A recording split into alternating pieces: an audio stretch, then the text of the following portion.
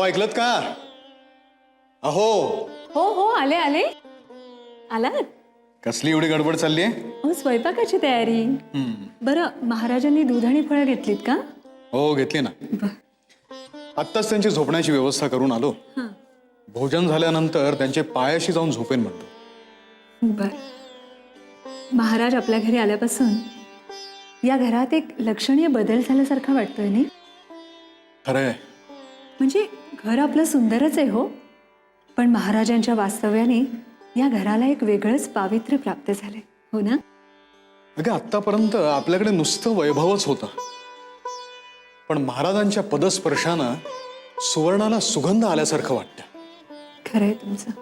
कसं आहे ना की आपण कितीही देखणं आणि सुंदर मंदिर बांधलं ना, तरी जोपर्यंत त्या मंदिरामध्ये मूर्तीची स्थापना होत नाही तोपर्यंत त्या वास्तूला मंदिर म्हणता येत नाही. अगदी खरंय. आज आपल्या घराला मंदिराचं स्वरूप आलंय. जेव्हापासून महाराज आलेत, माझा देव माझ्याबरोबर राहतो इथे. आई मला भूक लागली या. मला पण. आई खरंच सांगते, मला खूप भूक लागली आहे. भूक लागली भूक लागली खा मातीची वाडकं, नाही तर माझी हड. ए का उगाच रडती का पोरांवर? हा तर काय करू? लेकरांच्या पोटात अन्नाचं दाना नाही म्हणून माझ्या आतडी फिळवटतात. हे पोरांनो, अरे पोरांनो, हातावर पोट आहे तुमच्या बापाच. आता 2 दिवस झाले हाताला काय काम नाही, मजुरी नाही, कुठून आणायचं धान्य? अरे कशी भरायची तुमची पोट?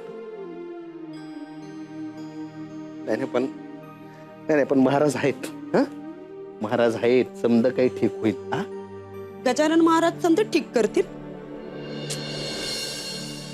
आज आपली पोरं उपाशी आहेत, नेमानं दर्शनाला जाताय तुम्ही. काय ठीक केले महाराजांनी? अगं आता भोग असतात आपले, भोगायचे असतात, त्याला महाराज काय करणार? आता ना महाराजांचं कायमच वास्तव्य आपल्या घरी राहावं असं वाटायला लागलंय. अगं पण जरा कठीणच वाटतंय. तुला माहितीये महाराज एके ठिकाणी थांबत नाहीत. बघू, पण आपण काहीतरी प्रयत्न करू. महाराजांचा सहवास आपल्याला जास्तीत जास्त कसा लाभेल हे बघतो ना. कसं असतं बघ, आपल्या शरीराची तहानभूक भागून पुरत नाही. आपल्या आत्म्याची, मनाची काही गरज असते, ते भागवणं महत्वाचं असतं. महाराजांना बघून, त्यांचे विचार ऐकून, त्यांच्या सान्निध्यात राहून आपल्याला ही भूक भागवता येईल. अगं नुसतं बोलत का उभे राहिलो? जा जेवणाची तयारी कर. हा, आणि उद्या चंदनाचा लेप लावून महाराजांना अभ्यंग स्नान करायचंय, तेव्हा केशर आणि चंदन उगाळून ठेव. आज रात सगळं लक्षात आहे माझ्या. काहीही उद्या उशीर होणार नाहीये. पहाटे काही व्हायला नको ना. नाही होणार, मी म्हणते ना, मी सगळी तयारी केली आहे. जा, जा, आता जा. मी पानं वाढते. जा.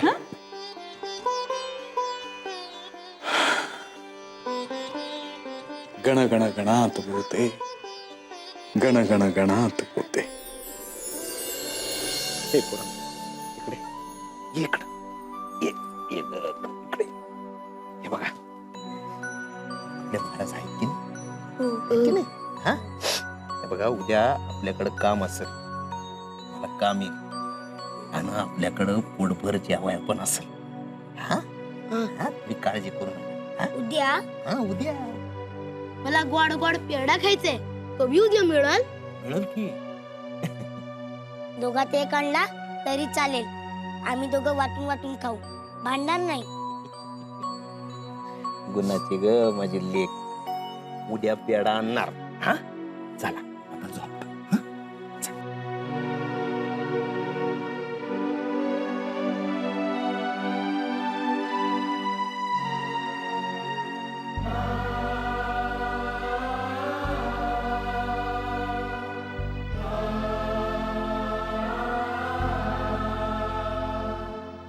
कशाला पोरांना उद्याची आशा दाखवली? तुमचा उद्या कधीच जडत नाही, ठाव आहे मला. पोरं स्वप्नानं पोट भरून झोपतात, आणि दुसऱ्या दिवशी स्वप्नांचा चुराडा होतो. काय केलं तुमच्या गजानन महाराजांनी? त्याला हे दिसत नाही?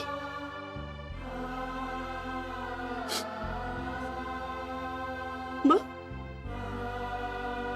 काय मग आता महाराजाच्या मनात असेल की आपण आपले भोग भोगायचे तर भोगायचे, दुसरं काय करणार?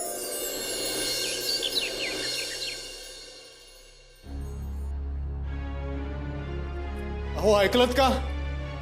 अहो अहो काय झालं? महाराज घरात नाहीयेत. घरात नाहीये? हो घरभर शोधलं मी, पण महाराजांचा कुठेही ठाव ठिकाणा नाहीये. महाराज आपल्याला सोडून गेले. आपण त्यांच्या सेवेमध्ये कुठेतरी कमी पडलो. बंकटलाल, तू महाराजांच्या सेवेत कमी पडलास रे, म्हणून महाराज निघून गेले. अहो असं काय करता? तुम्हीच नेहमी सांगता ना की महाराज एके ठिकाणी कधी स्थिर राहत नाहीत म्हणून. अहो गेले असतील इकडेच कुठेतरी, येतील परत ते. परत येतील? नक्की येतील.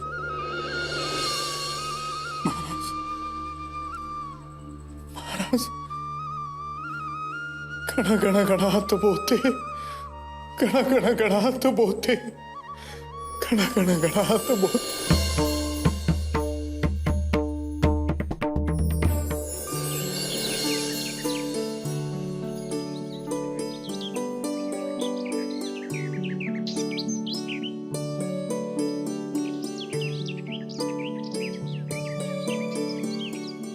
तुमच्या गजानन महाराजच्या कृपेने आज तरी आपल्या पोरांची पोट भरतील का? झालं का तुझं सकाळी सकाळी चालू? हा आता काम सोडकायला निघालोय ना, मिळेल. नाही मिळालं तर रात्री पुन्हा लेकरांना उद्या काम मिळेल, उद्या पोटभर जेव सांगून उपाशी पोटी झोपवायचं वय. बाबा निघाला का मला? वय ग, निघालो कामाला. हे बघा आता महाराजांकडे जातो आणि तिथून जातो काम हुडकायला. हा आज रातच्याला आपण पोटभर जेवायचंय बरं का? शेट कोण गणू? कोणीकडं? इकडं चालू होतो. काय सकाळ धरणं फिरतोय काम शोधाया, पण कुठं काय कामच मिळेना झालं या. पायाचे सालपट निघाले, त्या परीस हाताला काही काम मिळालं असतं. हाताची सालपट निघाली असती तर लेकरांच्या पोटाला जरा अंतरी मिळालं असतं. शेट काय काय काम असेल तरच जरा. अरे गणू, माझ्याकडे काही काम आहे आणि मी तुला दिलं नाही, असं कधी झालंय का? म्हणजे राजाचे पेटारे खाली आणि प्रजा काय खाणार असं समजायचंय काय?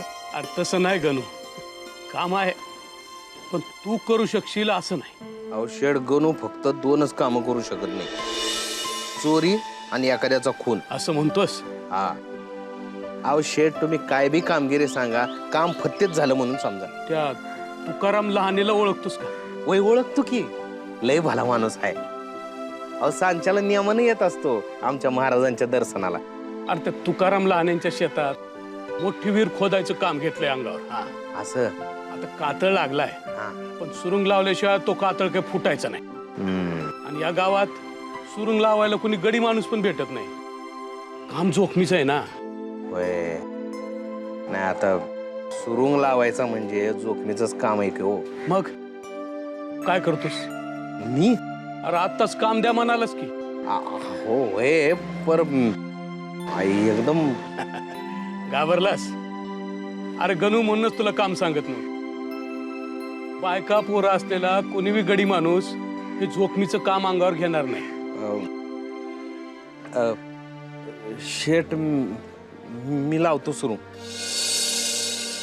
गणू, हा मी लावतो सुरू, मी तयार आहे.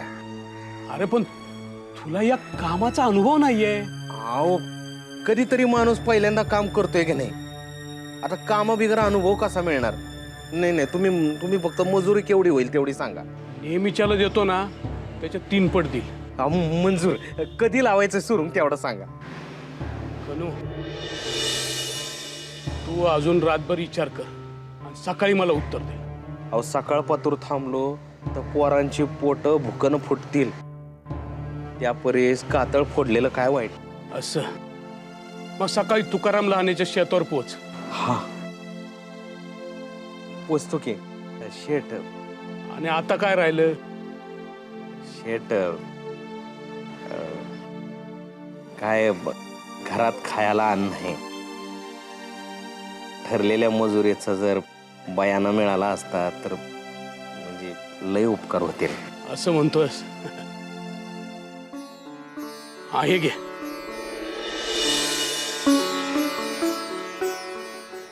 माय बाप कधी यायचं तेवढं सांगा. आणि सकाळी वाट बघतो तुझी. यश येतो. इथं महाराजांचीच किरकोळ गण गण गणात बोते. सगळा शेगाव पालथा घातला पण महाराजांचा कुठेच ठाव ठिकाणा मिळत नाही. हो, ब्रह्मांड नायक आहेत ते. आज इथे तर उद्या तिथे. आपल्या मर्जीचे मालक. त्यांची इच्छा असे तोवर ते राहणार, नाहीतर निघून जाणार. पण महाराजांना शोधायला तुम्ही माणसं पाठवलीत हे मला नाही आवडलं. तुझं बरं आहे, तू असंही बोलतेस आणि तसंही बोलतेस. आता महाराजांचा सहवास आपल्याला आणि या वास्तूला जास्तीत जास्त मिळावा असं तूच म्हणतेस ना. हो, मिळायला हवा. याचा अर्थ काय? महाराजांच्या ते मनात यायला हवं की त्यांचा सहवास आपल्याला आणि आपल्या या वास्तूला अधिक काळ मिळावा. पण त्यांच्याच ते मनात नसेल तर? आणि हे बघा, कुठल्याही भक्ताने आपल्या मनातली इच्छा आपल्या गुरुमाऊलीवर अशी लादू नये. अरे, महाराजांचा ठाव ठिकाणा कळला का? नाही. आई, बाबा नाही आले? येतील ना रे बाळा. आज मी झोपणार पण नाही आणि तुझी हाडं बी नाही खाणार. माती दे काढून पाण्यात, खीर समजून पिन. ए बाबा आले. चिंगे कशी आहे तू? बघा वान सामान आणलंय. हा, पीठ मीठ मिरची तांदूळ समजा आणलंय. लागा स्वयंपाकाला. उद्यापासून कामावर बी जायचंय. आज आपण पोट भरून जेवायचंय. काय पेढे? अरे चा पेढे काय आणले नाही बघा. विसरलो की. महाराजांना शोधायला माणसं पाठवली म्हणजे काय? तर महाराजांचा ठाव ठिकाणा कळला तर मी स्वतः त्यांच्याकडे जाईन, त्यांचे पाय धरून क्षमा मागेन. मंकटलाल शेठ. अरे काय झालं? अहो, महाराजांचा ठाव ठिकाणा कळाला. काय? महाराज पिंपळ गावात आहेत. पिंपळगावात? अरे जा, गाडीला बैल झूम जा, मी येतो. हो शेठ. जा जा. अगं, मला पिंपळगावला जायला हवं. महाराजांना स्वतः मी जाऊन घेऊन येईन घरी.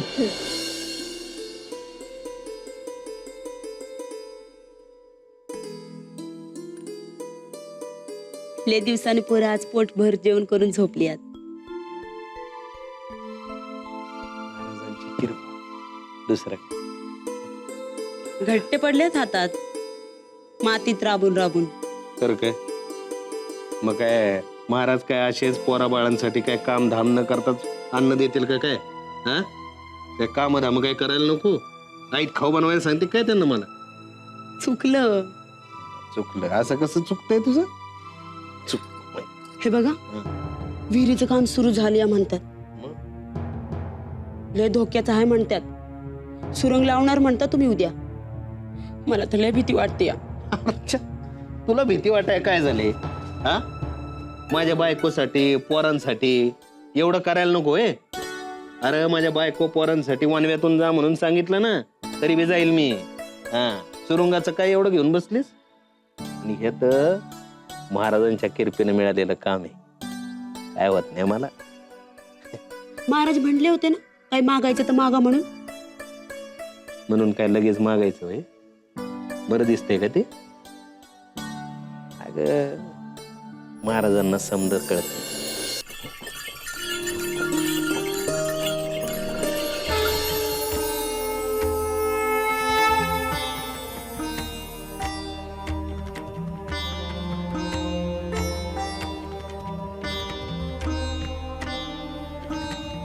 महाराज, महाराज, महाराज. पंकज, अखेर तू आम्हाला शोधून काढलंस. पिंपळ गावापर्यंत येऊन पोहोचलास. अरे का आमची पाठ सोडत नाहीस? का आम्हाला एकांतात राहू देत नाहीस? महाराज, माझं काही चुकलं का? आमच्या हातून असा कोणता घोर अपराध घडलाय की आपण आमच्यापासून दूर राहू इच्छिता? पंकज, महाराज, आमच्यावर दया करा. आपण नाही तर आमचं घर भकास झालंय. अहो, शेगावातले माणसं सर्व चिंतातूर आहेत. आपले काही भक्तगण तर अजूनही उपाशी आहेत. कारण जोपर्यंत आपलं दर्शन होत नाही तोपर्यंत अन्न ग्रहण करायचं नाही असा त्यांचा नियमच आहे. महाराज, मी बैलगाडी आणली आहे. आपण शेगावला आमच्या घरी चला.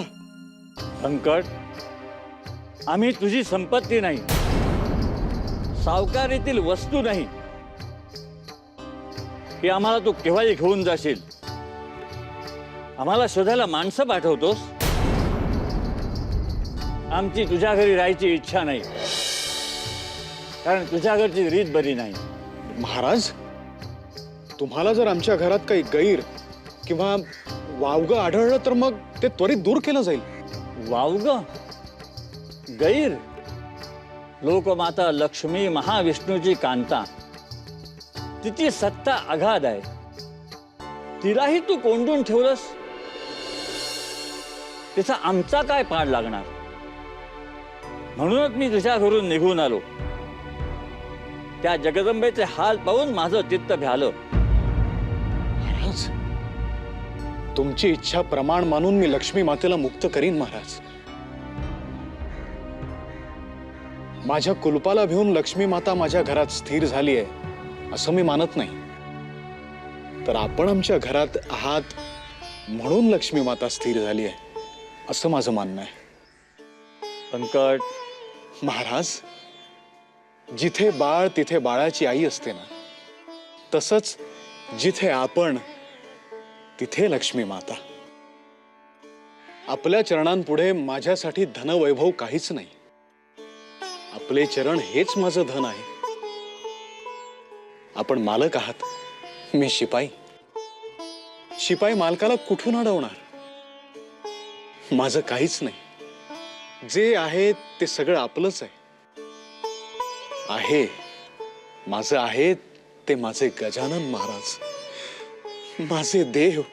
पंकज, महाराज, शेगावातले लोक माझ्या घराला मंदिर मानतात.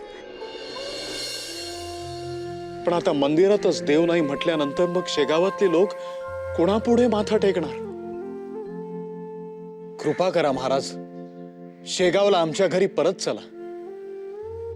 जशी गाय कुठेही गेली तरी वासरासाठी परत येतेच ना. पंकज. हो महाराज. गण गण गणात बोते, गण गण गणात बोते.